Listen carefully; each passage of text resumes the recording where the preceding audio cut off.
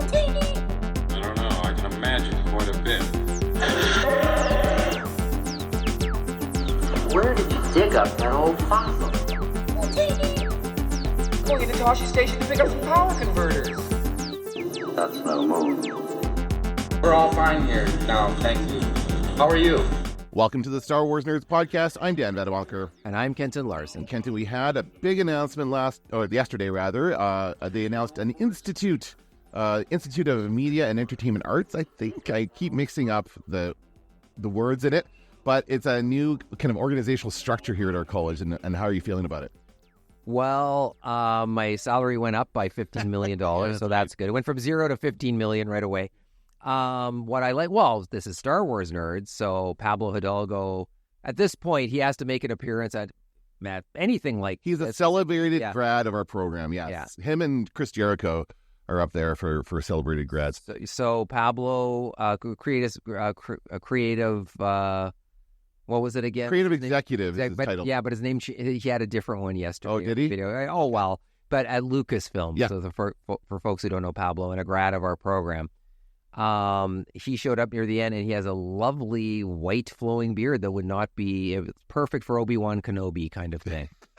So he showed up, which was good. I don't know what else to say. Like, how we fit into this is unknown at this point. Yeah, no kidding. It was good to see kind of a big hullabaloo happening at the college, but it's still unclear how this is going to affect us in the future. But it was a fun event, and gave me an excuse to let the students out early. So it was fine. You know, you go to these events, and I had a place to sit, which was good, but it was uncomfortable. I was on one of those. It's like those big soft circles. I could see you from where I was. I was up high. Yeah, and I was kind of like crouching. I was leaning on my laptop, and it was definitely not comfortable to sit there for very long. So when they introduced the mayor, I will admit I went boo. I just did a quiet boo. You've got like issues with city council, and you got trauma. And there's more coming. I get to present to them again. Oh, is that still going on? Is that the same thing, or is it a different thing? No, it's the same thing. Oh my God. A guy keeps going back to the well for his empty lots, which will never be developed. But so I'm not a big fan, and I also think Gillingham got a lot of votes by saying the word bicycle, and everyone went like, he likes bikes, and so they all voted for him, and now he's basically hinged his whole campaign on building a giant freeway that nobody really needs, and that will actually make traffic worse probably. Awesome. After it's built. So hey, there politics. You go. When's the next election? Vote this guy. Let's vote out. Oh, no. Okay, let's not get on that. Let's talk about Star Wars, and it was actually been a very sad week this week for Star Wars fans, because of course we lost James Earl Jones, the voice of Darth Vader. Iconic voice, not just for Darth Vader, of course, but for so many other roles, and himself an amazing actor. I was telling my girlfriend I have to watch The Hunt for Red October this weekend because I love him in that movie. He is so good, and he is excellent in almost everything he's been in. But yeah, Darth Vader, he is the voice, and that's a huge loss. Field of Dreams. Yeah. And in Field of Dreams, in the book, it was J.D. Salinger. Oh, was the person. Oh, Did you I know that? that? No, okay. Yeah, it was the author. Makes more sense now. Right. He's an asshole. It makes far more sense to have J.D. Salinger show up to the Field of Dreams getting money. Sure. But I guess they put the name and likeness, which will become important for the next part of our discussion. Right. But the name, clearly they knew they'd be sued if they called him J.D. Salinger. So he's a different guy in Field of Dreams. But a J.D. Salinger-like author. Right. Peace, love, dope. Yeah, that's I love right. that. That's right. Anyway, and so... and I love, and I just want to further to your point, I love that I was surprised by it, actually, but voice of Darth Vader was number one credit, was every headline, everything. Even CNN had it, and he was the voice of CNN. That's right. For a long time. He was the... This is CNN. Yes, that was him. Oh. And I think he was the voice, I think it was a different guy at the very beginning, but then he took over for a while. Yeah, it was. It's very sad, and he lived a long life, so it's not like it was a tragic passing. It is tragic, but it was not unexpected, I guess you could say. And yeah, I don't know what else I could say about him. I thought I had more to say about James Earl Jones, but I guess I don't. He sold the AI version to Lucasfilm of his voice. Oh, and so that's what we will hear in any. Is that right? Yeah. Yes, he did, and so that was like even a couple of years ago. He must have known. Maybe he was ill. Well, I mean, his voice had to have started going anyway. Like when you age, your voice changes anyway. And he did do the voice for Obi-Wan, or was that AI? No, I believe he did it. He did it. Okay. I believe he did. I don't think they had the AI agreement yet. Okay, because I remember back when Darth Vader makes an appearance in Rebels a number of years ago, and at that time they said it was James Earl Jones. But I do know the person who also does Darth Vader's voice, Matt Sloan, for Flame Society Films. He told me when he came here for FanQuest that he recorded some of that dialogue for. So maybe he just did pickups, maybe they did some of it with James Earl Jones, and he did the rest of it. But he does the voice of Darth Vader for all the Lego movies and TV shows, all the video games. Anytime Darth Vader appears in any of those things, he does that voice. And so I guess he'll still do that. Or maybe they'll just go with AI. It would be cheaper, I guess, to go with AI for that kind of stuff. But man, I know that sucks. I don't like that it's AI. I want somebody else to. I thought somebody else would take over as doing Darth Vader's voice. You know? Yeah. Well, everybody can do an impression, right? I mean, Matt Sloan got that job because he's so good at it. Yeah. And so, yes, I'm sure there are many people who can do really good Darth Vader. And I kind of was hoping they would find a new voice of Darth Vader. I don't like that it's going to be. Oh, I never thought of that. That could actually be like a marketing thing. Well, yeah, or they just say, hey, we found this person who does this great Darth Vader, or Matt Sloan has been doing it for years for the video games, is now going to do it. I thought they would do that. And now that, I don't anticipate them using him a lot in the future. They're not going to make a whole series around Darth Vader now that James Earl Jones is dead. Well, this week, Ewan McGregor wants to make more Obi-Wan. God, does he? Yeah, he does. Okay. And he just did an interview where he said, I still think there's some stories to tell in that time period. And I think they're probably, I agree with him. I think there are some stories. And I liked Obi-Wan. I know there's a few issues with the show, no doubt. But I still liked it overall. And I do. We got Hayden Christensen running around. You got to do this while these actors are still look like this, right? I guess that time period. Yeah. Yeah. Well, and that kind of brings me into the next story here, which is that Lucasfilm is being sued by not the family of Peter Cushing, but by somebody he worked with. And so basically, they're saying that now, first of all, apparently Disney did not ask anyone for permission to recreate Grand Moff Tarkin's face in Rogue One. I heard that they did, though. Oh. I remember reading that there's his surviving family member granted them the okay to do it, that it was done in conjunction, I guess, with the estate of Peter Cushing. I remember that was part of the story of how did this happen. This story says that they paid $37,000 to Cushing's estate after being contacted by his agent about the recreation. Oh. So they put it up there. They assumed, it says here, Cushing's image. Lucasfilm claimed it didn't think it needed permission to recreate Cushing's image due to his original contract for Star Wars, the 1977 film. So they can recreate him as Grand Moff Tarkin only, is what they thought. But now this guy is saying, this is a person who worked with Cushing and said that he had an agreement with Cushing that he made just before he died in the 90s that said any future recreations would have to be authorized by this one person. And they did not go to him for that. That's what he's saying. Oh, well, I just finished reading a book on copyright. And the key takeaway from it's a really good book. I don't think I have the name in front of me, but anyway. And the key takeaway from the book when I was done reading it is copyright is confusing and it's complicated, and it's more complicated now than it's ever been. And lawmakers and corporations buying catalogs and buying names and rights. And actually yesterday at the announcement, is that what you were thinking of? Yeah, the person who donated all this money apparently owns the rights to Gordon Lightfoot's catalog. I bought the catalog. He bought the catalog. Gordon Lightfoot, that guy's got cash. If he can buy the Gordon Lightfoot music library, and he's making a musical. They're producing a Broadway musical with Gordon Lightfoot's music. We've got one of the 4 best writers on Broadway. So Lin-Manuel Miranda? No, I was like, yeah, that's what I was like. Is this a rap? What? How are they going to go do this? Anyway, it's interesting. Yeah, but that when he said that ties into this discussion. In the book that I read, it said personage. Now, it's based on a French word, personnage. Personnage. I think, but that's a new thing and they said all of this has had a chilling effect on documentaries because they're like, and they use this funny example, but they're like, let's say you're shooting a documentary in front of the Louvre and a celebrity, you have the bad luck to have a celebrity walk by behind you when you're interviewing somebody. And did you get the rights from the Louvre? Did you get the rights from the celebrity who walked by to use their image as they walked through? Did you get, there's music playing in the background. Did you get that cleared? And they just say it becomes absurd on a level that you can't shoot a documentary, that you need to control every element of the documentary because you're likely to run across something that you didn't even think of now. And it's because they have the algorithms that can look for that stuff. Yes. They can just scan the video and find these things automatically very quickly. It's funny, that happened to George Lucas once. There was some kind of film crew shooting outside a building in San Francisco. Yeah. And George Lucas just happened to come out of that building at the time they shot. They were approaching him. I think it was doing like a man in the street thing, and they just kind of approached him, and he said no, and he just moved on. But it was like they did exactly it. They caught him. Yeah. They were filming something else. They happened to have George Lucas walk by. And yeah, that's tough. But I mean, when it comes to using the rights for somebody who's dead, it should fall to the family unless he has a previous agreement like this guy claims. But I think that the family is the one, and obviously James Earl Jones' family would be the ones to benefit from that AI agreement, right? So they probably get, or whoever his estate gets. And this guy, by the way, this Peter Cushing guy says that the estate mishandled it, that doesn't agree that the estate, should have given permission, even though apparently they didn't. But I think it certainly raises a lot of questions when it comes to like recreating these characters, because a lot of these popular characters, and not just in Star Wars, but a lot of other things, are tied to specific actors, right? They're tied. Luke Skywalker is tied to Mark Hamill, right? You don't have anybody else playing that part, although they did get somebody else to play Han Solo once, right? So they have done that.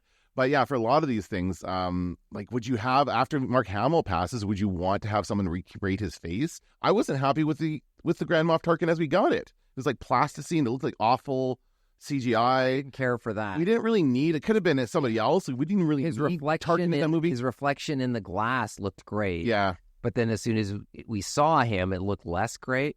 And then, so Luke was a little better in Mandalorian, and then he showed up again in Book of Boba Fett, and he was really a lot better. Yeah, it's getting better. Yeah, sure. yeah. So I think, I mean, I don't know. I guess the judge will decide about whether there's any merit to this. But this is the future, and if it looks great, then we are more inclined to like it. If it looks terrible, we don't like it. But I wouldn't be surprised. I also don't care for the Princess Leia appearance. Yeah, that was also bad. That didn't look right. Yeah, where she says hope, and the face doesn't look like it's saying hope. Mm-hmm. So I wouldn't be surprised if they didn't go back and recreate that stuff. Do it again. You mean like modify the original movie? Yeah, I would assume. Like, I think they do that all the time. Actually, I think they're going in and changing. Are they? Stuff. I don't know. I see differences sometimes, or I think of differences. Like McClunky wasn't there originally, was it? That was new. See, why? Why would they put that in? People said it's like George Lucas's last FU to fans before he sold them to Disney. Is that right? Was dropping that McClunky in. And maybe it was like a joke or something about like he knew that scene. Because of the Han shoots first? Okay. Yeah. So he just added it. But I don't know. And I remember seeing Star Wars, and then there was a couple things that seemed like they were new, and then it came out later that in fact they had a couple of cuts of the film floating around with a couple different shots and whatnot, so it was possible to see like something slightly different. So it's hard to even tell anymore. Yeah, so I don't know, and I don't know about this guy's claim either. See, it reminds me of back when, remember when Forrest Gump came out and they had that kind of, it looked really good at the time when they had him talking to JFK and stuff like that. John Lennon. And we were all like, oh my God, look at this. It looks so amazing. But now you look at it and it looks awful. But at the time, I remember people talking about this technology is going to be misused and you're going to have dead John Wayne shilling for McDonald's or something like that. Like that's what they thought was going to happen. And it didn't. I don't think it did, as far as we know. Well, they did have. Did they have Fred Astaire dancing around for Pepsi? Oh, did they really? Yeah, okay, they did do that then. Okay, then they did. Yeah, but it created controversy. Okay, so people don't like that. So people don't like it when you raise the dead. Is basically what they're saying. I think we're past that now. I think you could do it now. You think so? Yeah, I think so. So you think the only problem is that they didn't ask permission, and that was the issue? They just decided to go ahead and do it? Fred Astaire? Oh, no, I'm talking about for Tarkin, for Peter Cushing. That's weird because I remember seeing in the documentaries that they made, like they were very proud of that technology at the time. So they never stopped talking about it. It was nominated for an Oscar. It didn't win, I remember, for those effects. And I just don't, I'd be surprised. Like Lucasfilm thinks about this stuff. Yeah, I guess so. So what I'm reading there may not be correct. And even if it is, ultimately they did pay something to the estate. They thought they had done what they were supposed to do. Right. This guy says he has another agreement. Right. And so, they'll look into it, I guess. But it's, what you just, how deep can you investigate? And in the book I just read, it said the same thing. Like, how are you going to find like the grandchild of the celebrity who made the deal? Right. Like, how you're going to seek this out into the Amazon jungle and find the person hiding there or whatever. And it's just, I don't know. I don't know. I guess Lucasfilm would have to prove that they made some attempt. Yes. To get it, and the fact that they paid that money implies that they thought they were doing the right thing. Yeah. Yeah. That's interesting. And then nobody's making us think about the Carrie Fisher one. Well, her, I think it was the same thing. Her family gave permission. I think so. Okay. Yeah. Interesting. Well, we'll see how it all shakes out. I mean, I don't think they're going to be recreating. Who else could they recreate now? I mean, they'll use AI for Darth Vader's voice. But everyone else who's passed has kind of been recast, right? They have a new Chewbacca. Yeah. They have a new, what's his name? C-3PO is still around. Anthony Daniels. Yeah, I don't know. That would be a tough one too. Do you think they would do that as AI as well? C-3PO? Yeah, I think they probably would, eh? That's a no-brainer. Like anything that doesn't involve a real human face, they're going to have AI do the voice. That'll be, yeah, and even, I mean, C-3PO was already an animated figure at certain points. Yeah, absolutely. Yeah, like the droid factor, the famous droid factory, it looks ridiculous. Yes. I mean, him and R2-D2, and they look like they're bending in ways that there's no way that if an actor were in there, they could bend. Yeah. Yeah, they're getting thrown around. When C-3PO sits up, that's when he looks super animated. Yeah, I never cared for that just because it looked too cartoony. Yeah, I didn't as well. But they thought, at the time, they thought that was like groundbreaking stuff, and they were very proud of it. Right. I started rewatching Andor last week. Oh. And I am loving this show. It's so good. If you want like a palate cleanser after The Acolyte, watch Andor. Because it's exactly, you can see they were trying to do the exact same thing, but they just failed so miserably. Yes. Like they were trying to create a new world, a new aspect of Star Wars, and Andor does it so well in every scene, every setting. The performances are excellent. The story is so engaging. I just can't wait to see what happens next. I don't remember a lot of it from the first time around that I watched it, so I'm still kind of excited and surprised. And it's so much fun. I love the characters. The guy who plays, I forgot about him until I watched it again, but there's the guy from The Bear. Which guy from The Bear? No, not that guy. Not the cousin guy. No, at the beginning, the military guys, and they get that squad, and they go into the city. Yes. The guy with the Scottish accent. Yeah. And he's like, Tosk. I think his name is Tosk or something like that. And he's like, yes, sir. Anyway, that actor has been in a few other things since, and I've seen him, and he's very, very good. I got to find out his name. He was in the new Godzilla movie, and he was hilarious in that. So that's really good. And yeah, so Andor, I mean, it's just so well done. And I think that, what they did is they made it, I think, and this is the key, you make it for yourself. You make something that you want or you like as a creator, and then the audience will also like it. I think that's what Jon Favreau did for The Mandalorian, and with this guy, I think this is Tony Gilroy for Andor. And that's what makes it so good, because they just made a show that they really liked and created characters that they love. That's what makes the difference. And then I don't think the Acolyte was like, they're trying to make it by committee. They're trying to make something that appeals to people, not appeals to themselves. Yeah. Right? So. Yeah, no, and you're right. The Acolyte tried to do the same thing. Even the flashback. Mm-hmm. Like, did Andor give us a flashback that took up a whole episode? No. It was boring. And then they came back to it and showed it to us from another angle. Like, it didn't do any of that. It's efficient. And it's very clear. Like, they always cut back. I noticed this because I thought about the flashbacks because of the Acolyte. And they always cut back after the flashback. They cut back to him. It's because he's been thinking about it. As he's going through this crisis of, like, he murders those guys and then he's got to get off the planet. And he's going through this. He's thinking about the time when he was a child and he was on his other planet. And then he was found by the person who found him and raised him, and that whole part. And B, the freaking droid is awesome. That's like the best droid since R2-D2. Great droid. I love B. So yeah, Andor has been a lot of fun. And the prison episodes are some of the greatest Star Wars ever made. Absolutely, with what's his name in there? Andy Serkis. Andy Serkis is great, and yeah, I can't wait to get to that. I've only gotten like 3 episodes in so far, but it's just such a good show. It is.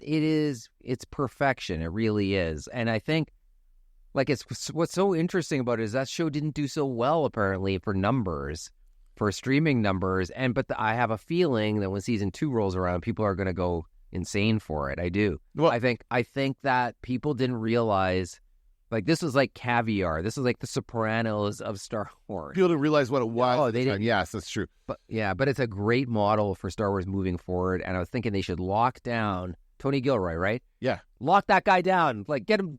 Lock down the Cassian. No, he died. Shit, he's dead. Yeah, but Cassian Andor died. But we can do more prequels. Yes, Tony Gilroy can make all kinds of Star Wars like that. Yes, that's right. Sure. Yeah. Well, I don't know. Like, you tell me. I would get him. Like, he's proven himself to be like. He's done other stuff too, right? I'm pretty sure. Oh yeah. Well, not in Star Wars. No. But other notable things that I'm not thinking of right now. No, me neither. But clearly the quality and the thinking and everything that went into that show. Let's have more of that. Yeah. You know, we're gonna get season 2. Lock him down after that, though. Like, get him to do something in another couple of years. I want them to do more movies, though, and I think I think we're going to see a drop off in the series after the next little while, because they're all kind of like, all the streaming services are struggling a bit in that they're not making the money they thought they would with all this stuff. There's a lot of churn. People are just canceling their subscriptions and that kind of thing. So I want to see them release more movies. I think that there's all this. Have you seen the new Lord of the Rings series? Have you watched season 2 yet? I have watched people talking about it, and it seems like I hated the first season. Well, I know you did. I did too. Well, here's the thing. I didn't hate the first season. I hated it at the point at which they made the big reveal of this big so this one character you think is one person throughout the entire first season turns out to be a completely different character. That I hated. But the rest of it wasn't bad. I thought the lead up was pretty good, and there were some elements that were good. But we watched the first episode of the second season, and it's like almost a movie in itself. It's an hour, 20 minutes or something, the first episode. So freaking boring and so slow moving. And I just cannot care less about any of these characters. And I'm just, it's bad. It's absolutely bad. Now, they promised 5 seasons of that show. When they first announced this, they're like, 5 seasons, we're going to show all the epic, because this is the story about how they get all the different rings. Like, the humans get a bunch of rings, the elves get a bunch of rings. And they've just got the elves have their rings. So there's like 3 rings that the elves have, and they're now starting to like get corrupt with the power of those rings, I guess. But it's not exciting to watch. So my point is that they need to not overpromise. They need to kind of like scale it back and take these things one thing at a time and say, let's do 1 season of this series. Let's see how it turns out. Let's try this new showrunner. And if it doesn't work out, then we cancel it and move on. If it works out, we'll keep doing it. But like this overpromising of like, we're going to do all this stuff, that has to come back. Stop. So much money into something that nobody likes. Yeah. And it's like, Lord of the Rings is boring. Come on. Like, what? Then that's back to the drawing board, because it shouldn't be boring. It should be great. I should be watching the show like I'm in the target audience, right? Yeah. Like somebody who liked the movies and who's, if it was a good show, I'd be watching it, but it's just not done well. No. I can't understand why it's so unbelievably boring. Like, what are they imagining? It actually reminds me of Willow. Yes, that's right. Yes. And then that's another similar story, because that now doesn't exist. That's gone. That series is completely taken off. And they could do that also for the Acolyte, and they could do it for whatever they want. But it is, I feel like, a wasted effort in a lot of ways. Because you've got all these people working so hard to create the show and to create this, what they're trying to create is an engaging story, and it ends up being a complete failure, and then gets, shoved off to the side. A waste of time and money. Yeah. Like those are the 2 most valuable resources, time and money. And you're throwing, so you're not going to watch any more of it? I don't know. I told my girlfriend to keep watching. She's a much bigger Lord of the Rings fan than I am, so I said, you keep watching it and let me know if it's watching. So she'll watch it. And I'm like, I'm just happy to kind of watch other things and not worry about it. It's not, and honestly, I'm not going to, we'll watch Skeleton Crew when it comes out, but I'm going to take more Star Wars series with a grain of salt. And I might look at the showrunner of the series before I start watching the show to see if it's somebody that I like. I will give any Star Wars a chance. Like, I'm not at the point yet where, like I was with Marvel, where I was like, no, I'm just not doing this one. And even Agatha all the time. I'm like, all along. Sorry, all the time. Agatha all the time. That's Agatha, the 3rd series. Yeah. Endless Agatha is the name. Anyway. I love that main actor. I think she's fantastic. Jessica Hahn. Yes. Yes, I loved her in The Vision and WandaVision, which I thought was the best of the Marvel TV. Although not at the end. I didn't like the ending, but I thought, they had an idea and they really did a good job on it. But I see the trailer for that, and don't need it. Don't need to see this. And it looks like the jokes aren't funny again. It looks like we're counting on her and maybe she can do it, pull it out of the fire. But it looks like, I mean, usually when it's a special effects laden extravaganza and you're expecting an actor to pull it out, it's not. Yeah, you're going to be in a little bit of trouble, probably, for sure. So it looks like maybe that might be the case with that. But I there's so much, like, Deadpool and Wolverine made people interested again. Don't squander it. And it's the same with Star Wars. Yeah. Like that, like you just gave us a show that made people less interested in Star Wars. So Yeah. What has to come next, right? Like it better be good. Skeleton Crew better be good. It better be, yes. If you got 2 flops in a row, it's going to hurt the brand. Well, we do know Andor season 2 is going to be good. I don't see how it can't be with the same people running it. Yeah. Yes, I agree. That's going to be good, but that's not next. Skeleton Crew's next. Skeleton Crew, then probably Andor in early 2025. And then Mandalorian and Grogu. Right? Yeah. Right? So I think things are looking up, but the question is, what's Skeleton Crew like? Yeah. And it looks good to me. I want to see it, but it could be bad. Well, and someone put it to me a different way I didn't think about, in that it is it is something we've seen before. It is Stranger Things. So it's not like a new concept. It's just Stranger Things applied to Star Wars. So it could fall into a lot of Stranger Things tropes. And there is, like, Stranger Things did create a whole genre of, well, it was kind of jumping off an existing genre, but people have been copying that quite a bit over the last few years. So we're seeing a few Stranger Things knockoffs. So it could be one of those. Right? It could just not work as well as Stranger Things, and then we're going to compare it to that and then not like it as much. Lucasfilm keeps saying, though, they don't compare it to Stranger Things. They compare it to the Amblin movies. The Amblin. It's so Amblin. What Amblin movies? Yes. What the problem? Goonies? Like, the only one that I can think of is Goonies. And I got to think for a second. Stand By Me? I don't know. And what was E.T.? I guess it is. That's they just don't want to say. So, and by the way, no one in history has gone like those old Amblin movies. Yeah, nobody no thinks about it. It's Spielberg movies. If you think about it, Amblin is Spielberg, right? Like those old Spielberg movies. That's better. Yes. And Spielberg didn't direct Goonies, but he produced it. Yeah. Richard Donner directed. Even Poltergeist, to some extent, was like a story about kids. Like a little and adults. Poltergeist. I always call Poltergeist the best horror movie for kids. I picked up yesterday at Walmart. It picked up a 3-pack. Poltergeist 1, 2, and 3 for $5 on DVD. That's a deal. Even the second one, I think. I think they're all good. I like them. I can't remember the third one. Third one is certainly the worst of them, but I think it's still pretty good at times. That first one, I saw it when I was a kid. I saw it in the theater twice. Oh, I remember it because it was like the guy rips his face off, and you're like, let's go see it. Like, but it's a perfectly suited kids' fears of children, like the big tree, the clown. All those things that the kids are afraid of. That's terrifying. Yeah, man, it's awesome. Those scenes. But then there's even like the mother being rolled around on the wall, and that's disturbing for what's suggested there. Yeah. And the closet to hell or whatever. You don't want to go in the closet to hell. The remake brought us into the closet. Did you see the remake of Poltergeist a couple years back? The remake takes us into the closet. Does it really? It does, yes. You see her going through the whatever. I can't even remember what it was. It looked awful. There was you just reminded me there was a remake, so I don't remember that. But okay. I believe Sam Rockwell's in the remake. Just like there's a remake of Repo Man, which I will never see. Oh, God. You know that? I did know that, but I never will see No. Repo Man. Oh, my God. Give me a break. Yeah, I know. All right. So I hope Skeleton Crew is good, but the definition of creative, taking two things that have existed and bringing them together. So it still could be creative and good. Yeah. If it doesn't take, you're right, too many tropes from the original source.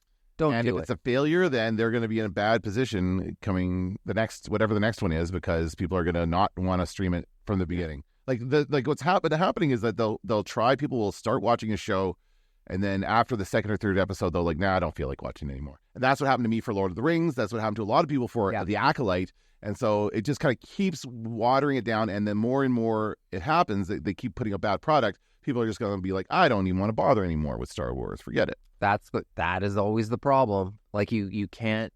Well, and once again, Stranger Things. I know the fandom's huge for it. I thought the last season wasn't good. I don't like for the same reason I didn't like the Acolyte. The pacing, the writing, we need the mom to be in Russia. We need Russia to be warm and yet snowy. We need there's just so much that doesn't come together. And we end, and this is not a spoiler to say there's a hill, there's a bunch of people on the hill, We bring them all together, and now we're supposed to be excited about a season where they're back together after watching. And those episodes are long. They were. Stranger Things. And they did a weird release schedule with that as well, right? Anyway. All right. Yeah. So, but I don't want that No. skeleton crew, because that's the complaint about the Acolyte. Yes. You know, don't do that. Like, let's have Star Wars storytelling. Not Stranger Things stories. Right. Let's Okay. not do that. Well, Please. we'll have to wait and see how it is. Got a couple more months left until then. And that's going to do it for this episode of the Star Wars Nerds. Until next time, I'm Dan Dadabonker. I'm Kenton Larson. Don't let the Force hit you on the ass. Going into Toshi Station to pick up some power converters. Now I am the master. I'm taking an awful risk, mate.